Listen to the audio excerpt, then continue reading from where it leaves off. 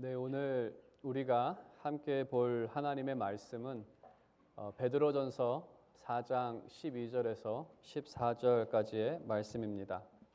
베드로전서 4장 12절에서 14절까지의 말씀을 제가 봉독하고 14절은 함께 읽도록 하겠습니다. 베드로전서 4장 12절에서 14절에 기록된 하나님의 말씀입니다.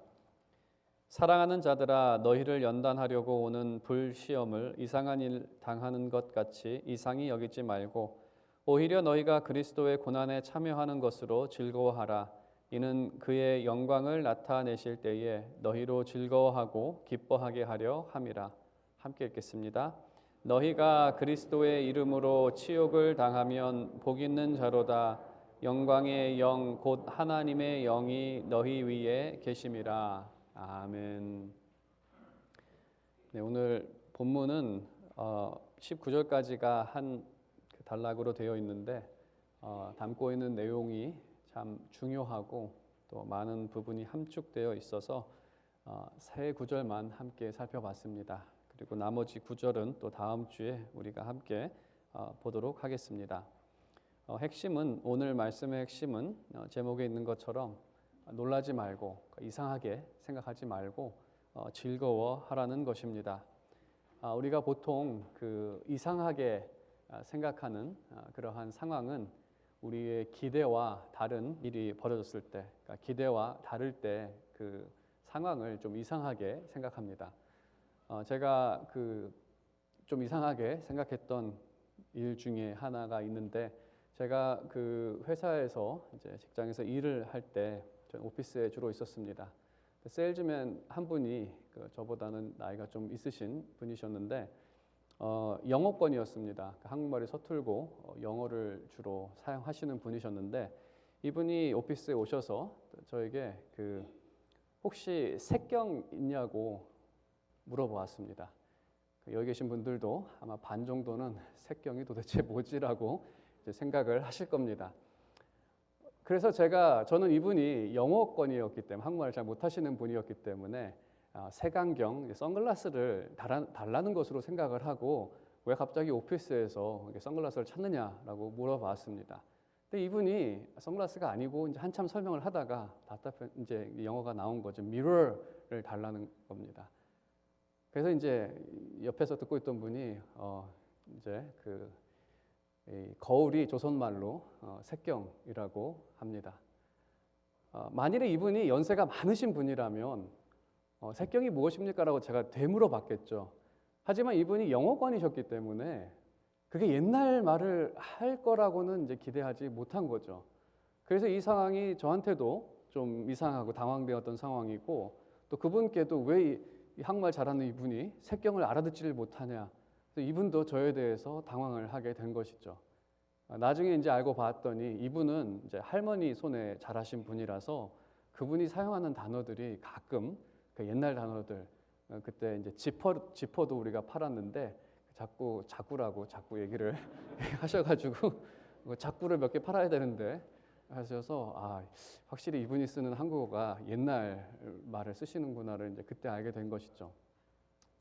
그렇게 이렇게 그 기대와 다른 그러한 이제 상황에 처해 있을 때 참 그것을 이상하게 생각하게 되고, 하지만 또 그분에 대해서 어떻게 자라왔던 이러한 배경들을 알게 되었을 때 이분이 하는 얘기가 이상한 게 아니라 이분의 배경 안에서는 그러한 단어를 사용할 수밖에 없다라는 좀 이해력이 생기게 되었습니다. 이렇게 이 기대와 다른 현실로 인해서 이상하게 생각하고 놀랄 때가 있는 것 같습니다. 신앙생활에서도 이러한 이 기대와 다른 상황이 발생되었을 때 그 상황에 대해서 이상하게 생각하거나 때로는 그 상황을 참 놀랄 때가 있습니다. 교회 생활을 하면서 교회에 다니는 교인들, 또 교회라고 한다면 이러이러한 어떠한 기대를 갖고 하는데 그 기대와 좀 다른 그런 경험을 하게 될 때 그 상황으로 인해서 이 교회는 이상하다, 이게 아닌 것 같은데라는 또 놀라움, 또 신앙생활을 하면서도 나는 신앙생활이 이러이러한 것인 줄 알았는데 상황이, 또 자신의 삶의 상황이 그렇게 전개되지 않을 때 그 상황을 이상하게 생각하거나 놀랄 때가 있습니다. 특히 오늘 본문에서는 선하고 정직하고 순수한 신앙생활을 했는데 왜 고난이, 어려움이 나에게 찾아오는가라는 이 기대와 상황의 다른 모습으로 인해서 이상하게 생각하고 놀랄 때가 있다는 것이죠. 그래서 이것이 지금 이게 잘못됐다라고 생각하는 이들은, 어떤 이들은 그러한 교회 생활을 포기하는 일도 있고, 또 어떤 이들은 신앙 자체를 버리는 경우도 있습니다. 이건 내가 생각한 것과는 다르다는 그러한 생각에서 무언가를 찾아 나섰지만 한 두세 군데 찾아다녀 봤는데 여전히 동일한 그러한 결과를 맞이했을 때 신앙 자체를 버리는 분들도 보게 되었습니다. 참 이 모습이 안타까운 것은 이 잘 모르고 확실히 이해하지 못한 상황에서 너무나 가치 있는 영광을 버리는 참 안타까운 모습입니다. 오늘 본문의 말씀은 우리의 삶에서 이러한 상황이 발생할 때 이 상황을 어떻게 이해하고 대처해야 할지에 대한 지혜의 말씀입니다. 사도 베드로가 또 교인들에게, 소아시아 교인들에게, 또 주님께서는 이 말씀을 통해서 우리들에게 주시는 말씀입니다. 주님은 여러분들 모두가 믿음으로 승리하며 끝까지 그 믿음을 갖고 승리자로 살아가기를 원하십니다. 같은 마음으로 오늘 본문의 말씀을 전하도록 하겠습니다. 12절에 기록되어 있는 것처럼 본문은 사랑하는 자들로 시작합니다. 이것은 사랑하기 때문에 그들에게 전하는 마지막 당부의 말씀입니다.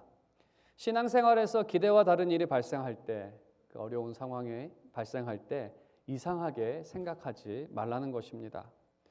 어려움의 상황을 의미하는데 보통 신앙생활에서 우리가 풍요와 평안을 기대합니다. 이렇게 기대하는 이유는 하나님께서 축복을 약속하셨고 그 축복이 풍요와 평안이 될 것이다라고 말씀하셨기 때문에 신앙생활에서 평안과 풍요를 기대하는 것은 그렇게 크게 잘못된 것은 아닙니다. 하지만 신앙생활을 하다 보면 세상 사람들과 동일한 일반적인 어려움을 만날 때도 있습니다. 우리 자녀, 세상 살아가는 사람들의 자녀가 속을 썩이는 것처럼 자녀가 속을 썩일 때도 있고, 또 장사가 안 될 때도 있고, 또 직장에서 정말 힘든 이 상사나 또 부하 직원을 만나서 너무 힘들 때도 있고 하는 일반 사람들이 다 당하는 그런 어려움을 당할 때도 있지만, 또 더 나아가서 하나님 말씀에 순종하며 순수한 신앙생활을 하려고 하는데 오히려 그것이 어려움으로 또 나를 어렵게 하는 일로 결과될 때도 있습니다. 이러한 일을 만나게 되면 참 하나님 약속에 대한 믿음이 흔들립니다. 축복을 약속하셨는데 왜 나에게 이러한 일이 있을까? 그리고 이러한 상황은 하나님에 대한 신뢰도 함께 흔들립니다. 정말 하나님의 말씀을 믿음만 한가? 내가 하나님을 정말 신뢰할 만한가라는 그 기본적인 믿음의 핵심이 흔들리는, 사실 이것을 영적인 시험이라고 말합니다. 그것을 인지하든 인지하지 않던 그것은 영적인 시험이고, 그 영적인 시험의 핵심은 내가 이러한 상황에서도 하나님 약속을 믿을 것인가? 내가 이러한 상황임에도 불구하고 하나님의 신실하심을, 그를 신뢰할 것인가? 그래서 내가 하나님께서 맡겨주신 이 일을 지속할 것인가? 이 신앙생활을 계속할 것인가? 또 이 교회 생활을 이 사람들과 함께 할 것인가라는 이러한 이 질문들이 발생하는 것이죠. 내가 하나님의 약속의 말씀을 믿기 때문에, 내가 하나님을 신뢰하기 때문에 정말 내가 이 옳은 길을 계속해서 택한 것일까라는 이 영적인 시험이 눈앞에 생기게 되는 거죠. 우리가 먼저 이러한 상황이 발생할 때 기억해야 할 사실은 하나님께서는 진정으로 풍요와 평안을 원하신다는 사실입니다. 그것은 변하지 않습니다. 단지 우리가 살아가는 세상이 죄의 영향 아래에 있기 때문에 발생하는 상황입니다. 당연히 그 이면에는 영적인 원인이 있는데 공중 권세를 잡고 있는 사탄이 다양한 방법을 동원해서 그 시험의 중간에 우리를 빠지게 한다는 것이죠. 이래도 믿을 거냐? 창세기 3장도 마찬가지입니다. 거짓을 말해놓고선 이래도 너가 하나님을 신뢰하고 그 말씀을 의지할 거냐? 아니면 나를 신뢰하고 나의 말을 한번 따라 볼 것이냐? 이게 영적인 시험 아닙니까? 그 시험이 3장에서는 그렇게 단순하게 나오지만 우리의 인생에는 참 다양한 방법으로 오지만 사실 생각해보면 시험은 단순합니다. 지속적으로 신실한 크리스천 삶을 살 것이냐 아니면 그냥 내 방식대로 내 방법대로 할 것이냐라는 양자일택이죠. 그 다음에 이제 두 번째로 기억해야 할 사실, 이러한 상황이 발생하면 또 한 가지 오해하고 있는 것은 하나님께서 방관하고 계신다는, 그냥 보고만 계신다는, 나는 마음이 애타고 나는 정말 죽겠는데 정말 하나님은 아무것도 하고 있는 것 같지 않은 그러한 오해를 그러한 오해를 할 때도 있다는 것입니다. 하지만 절대로 그렇지 않습니다. 하나님께서 우리의 이 신앙생활의 모습을 멀리서 보고만 계셨다면 우리는 이미 신앙을 포기했을 것입니다. 이 자리에 있지도 않을 것입니다. 우리의 실력으로는 믿음을 택하고 이거를 쫓아서 쭉 살아갈 수 있는 그러한 실력은 없습니다. 우리가 이곳에서 지금도 여전히 이 신앙을 붙잡고 신앙생활을 할 수 있는 이유, 그것은 하나님께서 우리에게 은혜를 주셔서 믿음 가운데 신앙생활을 하고 있는 것이고, 하나님께서는 성도들에게 은혜를 주셔서 그들이 믿음으로 극복하고 승리자로 살아가기를 원하십니다. 하나님은 절대로 우리의 삶에서 멀리서 지켜보시면서 잘하나 못하나, 시험을 패스하나 못 패스하나 그렇게 보고 계시는 분이 아니십니다. 그들과 함께 모든 시험을 함께 하시는데, 구약의 다니엘의 세 친구들이 그 풀무불 사건에서 이 원리들이 참 잘 나타나 있습니다. 그 사건을 보게 되면 죄송합니다. 이게 화면이 제 아이패드가 가끔 이러한 일을 합니다. 갑자기 이게 스크린이 플립이 되는데 다시 돌아가질 않네요. 다시 그 다니엘의 세 친구 사건을 말씀을 드린다면, 그 느부갓네살 왕은 그 자신의 이 모습, 그 형상을 따라서 큰 금상을 만듭니다. 그리고 그 금상 앞에 절하라는 명령을 합니다. 자신을 신격화하기 위한, 신으로 숭배하라는 것이죠. 지금 북한에도 비슷한 일이 일어난다고 합니다. 큰 그 상을 만들어 놓고 신격화하는 것이죠. 그리고 거역하는 자들을 풀무불로 화형을 시키겠다고 엄포를 놓았습니다. 이것은 큰 시험이죠. 이래도 하나님 앞에 신실한 삶을 살래라는 핵심에는 그러한 시험이 있는 것입니다. 다니엘의 세 친구들은 여호와 하나님만을 섬기기로 작정했습니다. 그래서 하나님의 말씀 첫 번째 계명에 순종하기 위해 왕의 명령을 거역합니다. 그래서 그들은 풀무불 화형에 처하게 됩니다. 이 상황은 죄의 영향 아래 있는 이 세상의 모습인데, 죄의 영향 아래 있는 세상에서 스스로를 높이려는 왕의 교만이 만든 상황입니다. 그리고 그 이면에는 그들의 마음, 그 믿음을 다 뿌리채 뽑아버리려는 이 사탄의 역사가 숨어 있는 것이죠. 그들이 믿음을 택하고 그 풀무불에 들어갔을 때 하나님께서는 그 장면을 방관만 하신 것이 아니라 하나님께서 그들과 함께 불 속에 들어가십니다.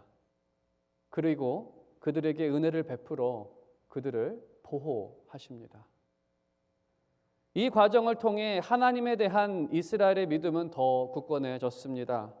다니엘의 세 친구뿐만 아니라 이 말씀을 듣는 포로로 잡혀온 이스라엘 사람들도 하나님을 더 신뢰하는 계기가 된 것입니다. 그래서 그 말씀이 기록이 된 것이죠. 포로들 중에는 하나님께서 자신을 버리셨다고 생각하는 사람들도 있었습니다. 하나님께서 함께 계셨으면 왜 우리가 여기 포로로 잡혀왔습니까? 라고. 내가 이 포로된 삶 가운데에서도 믿음을 유지하고 하나님을 신뢰하고 살아갈 것인가? 라고 생각했던 그들에게 이 말씀은 하나님께서는 너희를 버리지 아니하셨고 불 속에서도 그들과 함께했던 하나님은 이 포로 중에도 너희와 함께 하시고 능히 그 약속을 완성하시며 너희를 그 약속의 땅으로 돌려보내실 분이시다라는 것이죠. 당연히 우리에게 하나님께서 우리의 수준을 알기 때문에 풀무불과 같은 그러한 시험을 당하게는 하지 않으십니다.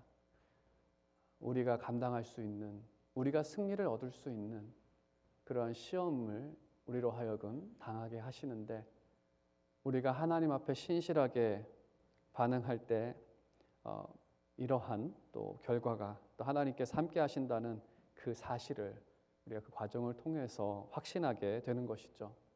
그래서 12절에서 그 연단하는 시험을 불시험으로 묘사하고 있습니다.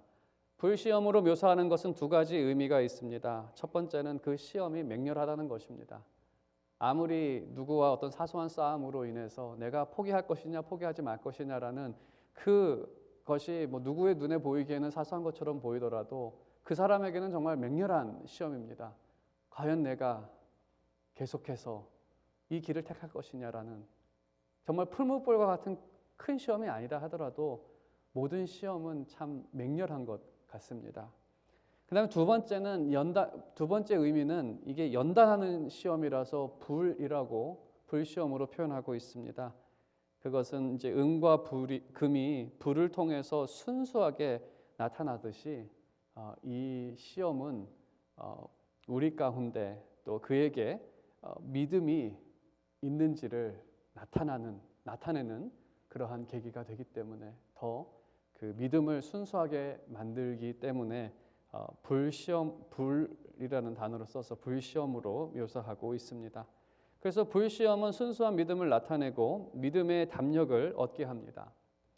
오늘날에도 시험을 통해 교회는 더 순수한 모습으로 변화됩니다. 당연히 지금 교회가 처한 상황이 이전 20년이나 30년 전보다는 쉬운 상황은 아닙니다. 하지만 이러한 상황은 그 성도들에게 또 교회에게 그 믿음의 순수함을 나타내고 또 그 믿음의 담력을 얻게 되는 계기가 되는 것 같습니다. 제가 저희 노회 지난 몇 주 전에 다녀왔는데 그곳에서 하는 그 일 중에 하나는 그 목사 후보생을 훈련하고 검증하는 일을 합니다. 확실히 10년 전에 비해서 매해 그렇지만 이 신학생과 목사 후보생 숫자가 많이 줄었습니다. 시카고라는 큰 도시에서도 교회들이 목회자를 찾는 일이 많이 힘들고 특히 영어권 목회자, 영어로 사역할 수 있는 목회자를 찾는 일은 거의 하늘의 별 따기라고 합니다. 이유는 그렇게 복잡한 이유는 아닙니다. 먼저 이 목회라는 사역 자체가 어렵습니다. 4년 대학을 졸업하고 3년을 더 공부를 7년을 공부해야 하고 또 직접 나와서 그들이 해야 하는 일들이 이게 과학이 아니라 좀 창의적인 일이기 때문에 사실 이제 창작이라는 것은 설교도 창작 활동 중에 하나인데 상당히 이 스트레스를 많이 받는 또 시간이 딱딱 정해져 있기 때문에 정말 이게 스트레스가 많이 받는 또 거기에 더해서 사람들을 만나고 대화하고 또 조율해야 하는 이 일들이 상당히 어렵습니다. 사역 자체가. 거기에 더해서 요즘 교회 상황이 좋지 못하기 때문에 경제적으로도 어려움을 감수해야 합니다. 일도 어렵지만 경제적인 부분도 감수를 해야 하고 더 나아가서 이제는 더 이상 목사가 그렇게 어려운 일을 하고서도 경제적인 어려움을 감수하겠다고 함에도 불구하고 목사가 존중받지 못하는 시대입니다. 교인들은 너나 잘해 라고 할 정도로 그 수준이 낮은 교인들이 꽤 많아졌습니다. 이러한 상황이다 보니까 그 결과 목사가 되겠다고 나서는 사람도 적고 또한 목회의 길을 포기하는 사람들도 많습니다. 1년, 3년, 5년, 심지어 10년을 목회하면서 결국은 포기하고 그냥 세상 직장을 갖고 돌아가는 그러한 우리 동료 목사들도 보게 됩니다.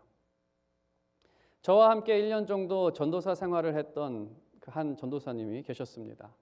그분은 명문대 존스 홉킨스 출신의 전도사님이셨는데 목사가 되겠다고 저와 함께 같은 신학교를 입학하게 됐죠. 하지만 그 1년의 기간 동안에 교회에서 자신이 받은 또 앞으로의 이 전망을 보게 될 때 참 이 길이 참 녹록지 못하다는 그러한 판단을 하고 1년 만에 포기를 했습니다. 지금은 정부 주요 요직에 있고 오바마 대통령도 옆에서 같이 하는 그러한 일을 하게 되었는데 그러한 일을 포기하면서까지 목사가 되겠다. 참 쉽지 않은 그러한 일이겠죠. 그러한 능력이 있는 청년인데. 반면에 그러한 기회가 있다 하더라도 이러한 상황에도 이 모든 것을 감수하고 목사의 부름에 응답하는 후보생들이 지금도 소수지만 있고 그리고 주님의 은혜를 구하면서 이 열악한 환경 가운데에서도 포기하지 않는 이들이 있습니다. 그래서 이들을 볼 때마다 후배 목사님들이죠. 이들을 볼 때마다 참 이 순수하다는 마음이 듭니다. 참 이 상황이 목사들을 참 더 순수하지 않으면 갈 수 없는 길로 만들었구나라는 그러한 생각을 하게 된 것이죠. 이 시대 성도들도 마찬가지입니다. 현재 교회의 열악한 상황에서 많은 교회들이 다 힘들어하고 있습니다. 이러한 상황에서 한 30년 전처럼 사람들이 몰려들고 교회가 재정이 넘쳐나서 어디다 사용할까 그런 것 때문에 막 했던 그러한 시대에는 서로 하겠다라고 일꾼을 찾는 게 그렇게 힘든 일은 아니었었습니다. 하지만 이러한 열악한 상황이 되다 보니까 참 교회들마다 일꾼도 없고 떠나는 사람들도 많고 교회를 멀리하는 분들이 점점 많아지고 있습니다. 하지만 그럼에도 그 교회 안에는 주님을 여전히 온전히 바라며 소망 가운데 열심히 신앙생활 하시는 분들이 계시다는 겁니다. 전에는 그러한 분들이 잘 보이지가 않았는데 교회가 이 힘든 좀 어려운 상황을 거쳐가면서 이러한 분들이 정말 순수한 그러한 신앙들, 이러한 상황에서도 나는 하나님만 바라보고 주님만 바라보며 나에게 맡겨진 이 부르심, 이것이 작은 일이라 할지라도 나는 주님을 따라가겠다라고 하는 그 순수한 신앙인들이 더 잘 보인다는 것이죠. 사실 참된 믿음은 소멸되지 않습니다. 그 믿음이 불을 지나고 뭐를 지난다 하더라도 더 순수하게 나타나지 그것이 소멸되지는 않습니다. 오히려 그 상황을 통해서 뚜렷하게 나타나는 것이고 그렇게 될 수 있는 것은 이제 하나님께서 은혜로 만드신 결과입니다. 그 은혜가 믿음으로 승리하고 또 그렇게 승리한 사람들은 믿음의 담력을 갖게 됩니다. 더 이상 두려움이 없는 것이죠. 이러한 상황에서도 믿음을 유지한 사람이 무엇이 두렵겠습니까? 오히려 세상에 그러한 어려움이 우리의 이 신앙을 더 밝게 나타내고 더 교회를 순수하게 만들며 주님을 온전히 바라보는 그 사람들로 채워진다면 오히려 그곳을 통해 드려지는 예배가 하나님을 더 영화롭게 하고 더 순전한 예배가 드려지지 않겠습니까? 그렇기 때문에 이러한 이 연단이라고 하죠. 이러한 어려움을 당할 때 이상하게 여기지 말라는 겁니다. 세상이 죄악으로 인해서 물들어 있기 때문에 당연한 것이고, 하지만 무엇보다도 하나님께서 은혜 가운데 너희들과 함께 하셔서 그 믿음을 도우시고 또 그 믿음을 나타내실 것이기 때문에 이상하게 여기지 말고 놀라지 말라는 것이죠. 그러면서 두 번째로 권면하는 것은 이상하게 여기지 않을 뿐만 아니라 더 나아가서 즐거워하라는 것입니다. 참 그 첫 번째도 쉽지 않은데 이제 더 힘든 그러한 명령을 우리에게 하십니다. 즐거워할 수 있는 근거를 말씀하십니다. 그것은 그리스도의 고난에 참여하기 때문에, 그리고 고난에 참여한 자들은 그리스도께서 영광 가운데 재림하실 때 그 영원한 영광에 참여할 것이기 때문입니다. 14절을 보게 되면 그 치욕을 받는 일, 모욕당하는 일을 언급합니다. 아마 가장 흔하게 당했던 어려움일 것입니다. 육신적인 고통보다 감정적인 고통이 더 크고 오래 갑니다. 그리고 육신적인 고통은 언제나 감정적인 고통이 수반이 됩니다. 육신의 상처는 그 상처를 볼 때마다 어떠한 감정이 발생되고 그 감정은, 고통은 계속해서 그 사람을 괴롭게 합니다. 그래서 육신적인 그 고통, 상처보다 더 큰 것은 이 감정적인 고통일 것입니다. 때로는 모욕을 주기 위해 육신적으로 핍박하기도 합니다. 서신을 기록한 당시에는 주로 지역적인 핍박이 있었습니다. 한 100년 정도 지났을 때에는 그 로마 제국 전체에서 그리스도인들을 핍박하는 일이 있었지만, 서신을 기록한 당시에는 주로 지역적인 핍박이었고, 이웃 사람들에 의해서 가해지는 어려움, 대부분은 그 모욕을 주는 일, 그 중에 어떤 이는 또 폭력까지 가하는 일들이 있었습니다. 본문은 그리스도로 인해 모욕을 받을 때 즐거워하라고 명령합니다. 모욕을 받는 이유는 본문에 있는 것처럼 영광의 영, 곧 하나님의 영 안에서 그들이 살고 있기 때문에, 그리고 그 성령은 장차 얻게 될 영광스러운 기업의 확증입니다. 주 안에 있으려고 하는 자, 성령의 충만함으로 살려는 자, 그에게는 세상으로부터의 모욕을 피할 수는 없습니다.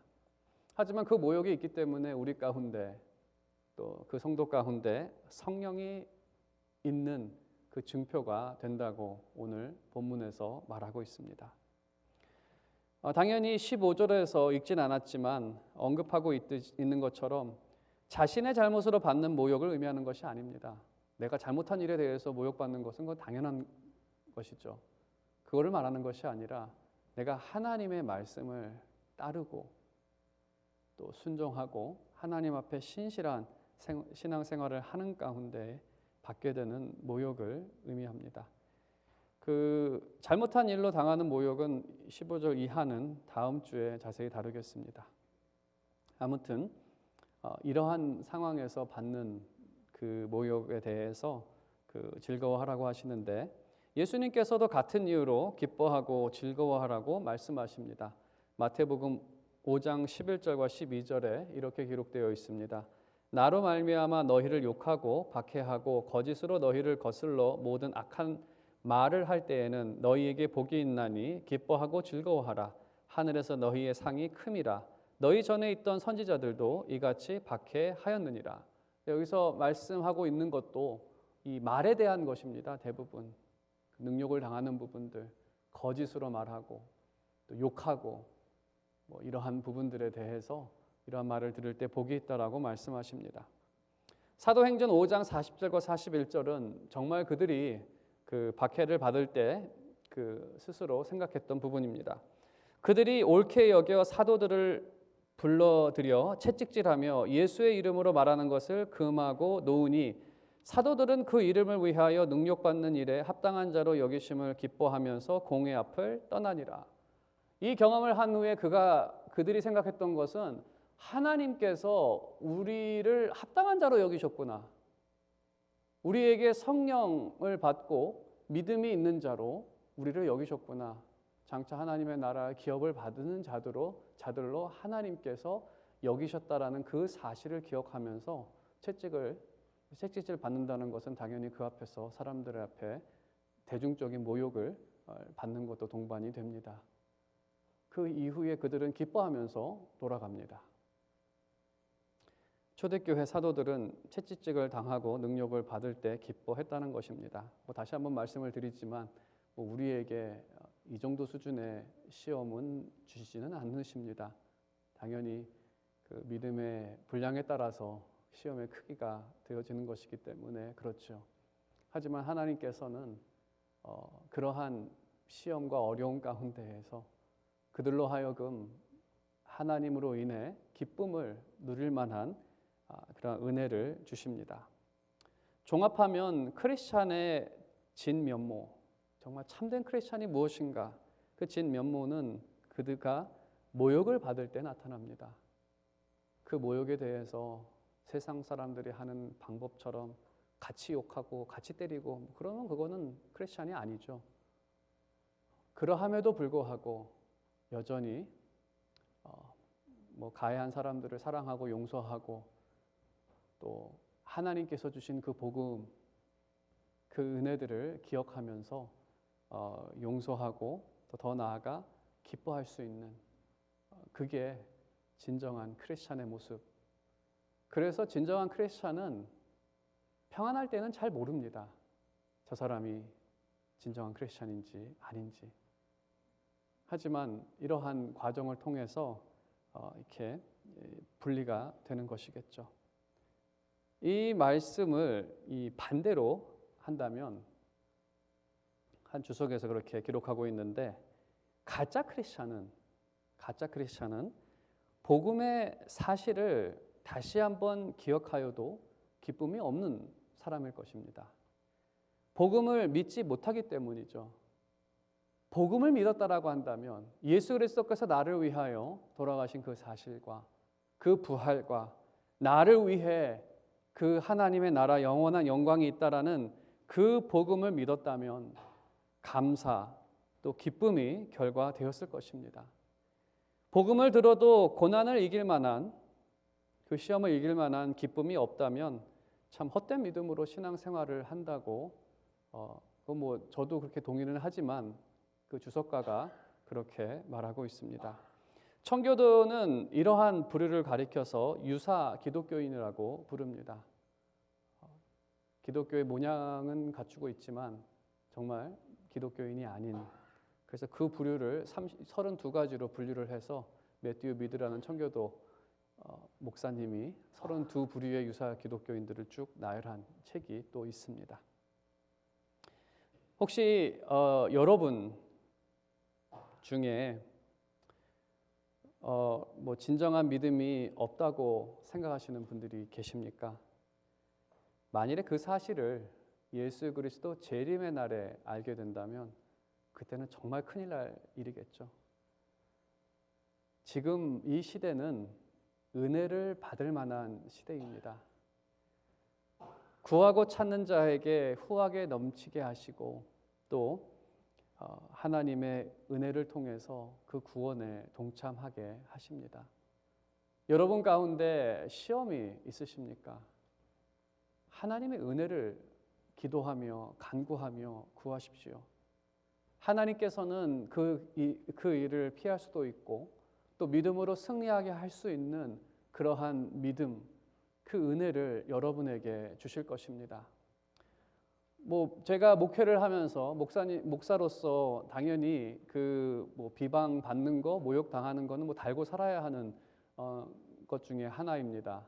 공개적으로도 모욕을 당한 적도 있습니다. 참 그럴 때마다 속이 많이 상하죠. 속이 많이 상하고 정말 제가 이 길을 계속해서 가야 합니까라는 그러한 회의적인 반응 가운데에서 하나님께 기도함으로 찾아갑니다. 기도를 했을 때 제가 누렸던 것은 그 기도를 하면서 복음에 대해서 묵상을 하게 되었습니다. 복음에 대해서 묵상을 하면서 뭐를 깨달았냐면 내가 이러한 말 몇 마디 때문에 이렇게까지 마음이 아픈데 그리스도께서는 그 침뱉음을 당하고 채찍질을 당하고 십자가를 달리셨을 때 어떻게 그러한 일을 감당하실 수 있으셨을까?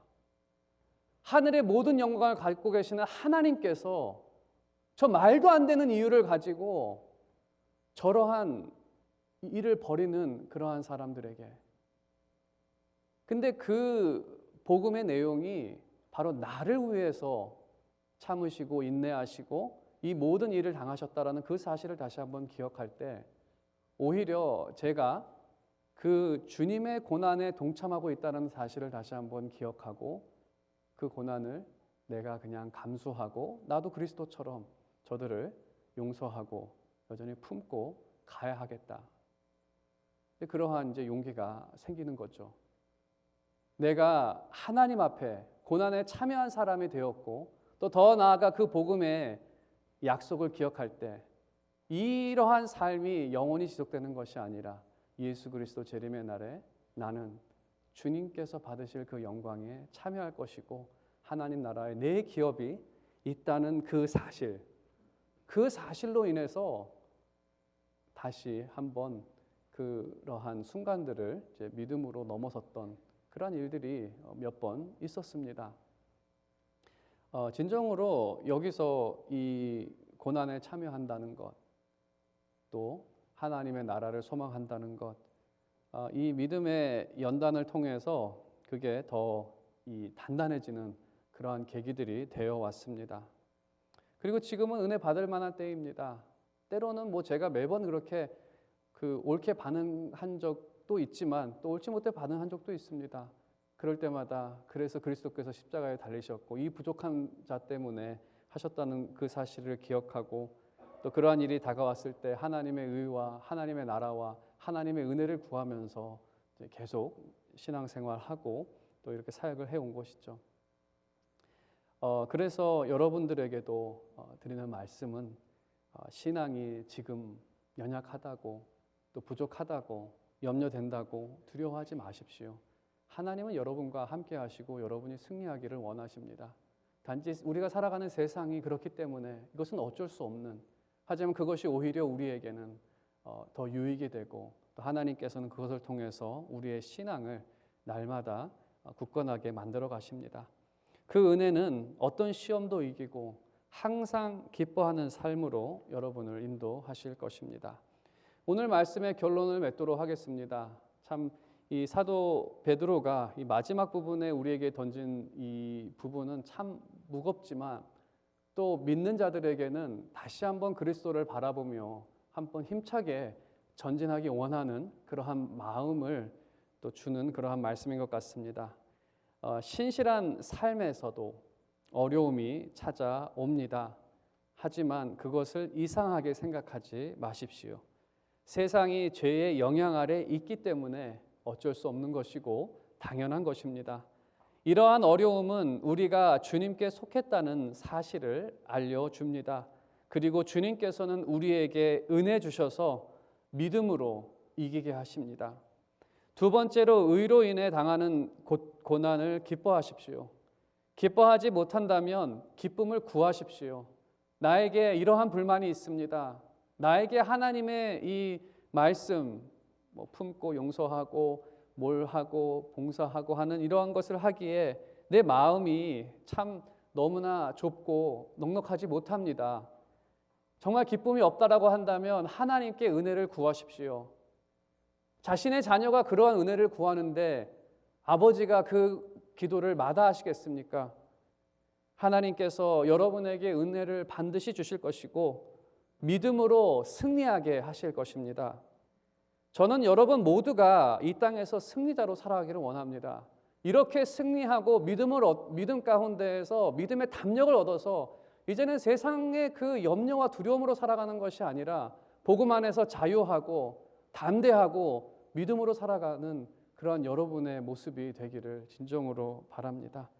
진정으로 여기 계신 모든 분들이 주님의 은혜로 확신 가운데 담대함으로 살아가는 그런 여러분 모두가 되시기를 주님의 이름으로 축원드립니다. 기도하겠습니다. 하나님 아버지 감사합니다. 연약한 자에게 여전히 우리를 포기하지 않으시고 끝까지 함께 하시며 지혜 없는 자에게 지혜를 더하시고 믿음이 연약한 자에게 믿음을 더하시며 은혜에 은혜를 베푸셔서 날마다 하나님 바라보며 천국을 소망하며 이 신앙의 길을 걷게 하시니 이 일을 이루신 하나님께 감사와 찬송과 영광을 돌립니다. 이제는 우리가 세상에 져서 사는 그러한 사람들이 아니라 나의 방식, 나의 방법대로 살다가 결국 그것을 통해서 만족을 얻지 못하고 늘 불만과 불평 가운데 살아가는 그러한 어리석고 헛된 인생을 사는 것이 아니라 이제는 하나님을 의지하고 믿고 신뢰하며 그 말씀을 따라 이 세상에서 그리스도께서 또 우리의 선배들이 보였던 그 믿음의 승리를 따라 살아가기를 원하오니 우리의 부족한 이 믿음과 연약함을 가지고 하나님 앞에 나아갈 때 이길 수 있는 은혜와 믿음을 허락하여 주시고 우리가 우리에게 있는 이 모든 일 가운데 믿음으로 승리하여 날마다 담대하게 살아가게 하여 주시옵소서. 더 이상 세상의 눈치 보고 세상으로 인해서 염려하며 살아가는 그러한 크리스찬들이 아니라 세상을 이기고 넘어서며 또 하나님 안에서 참된 것을 맛보며 또 하나님 나라의 그 능력을 맛보며 살아가는 우리의 삶이 되게 하여 주시옵소서. 다시 한번 우리와 동행하시고 날마다 우리의 믿음을 도우시는 하나님께 감사드리며 살아계신 우리 주 예수 그리스도의 이름으로 기도드렸습니다. 아멘.